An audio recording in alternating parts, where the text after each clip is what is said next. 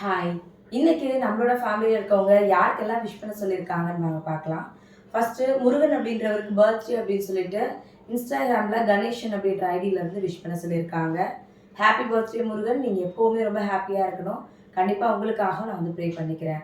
அடுத்தது என்னோட பொண்ணுக்கு வந்து பர்த்டே அப்படின்னு சொல்லிட்டு அவங்களோட பேர் என்னன்னு கரெக்டாக மென்ஷன் வந்து பண்ணலை.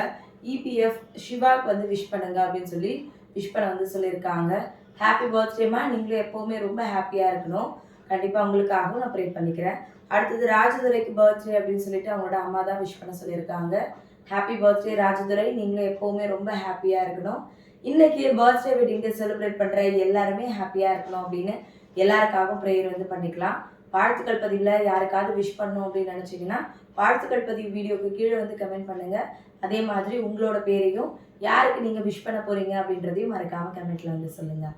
அப்படி நாளைக்கு வாழ்த்துக்கள் பதிவில் பார்க்கலாம். தேங்க்யூ.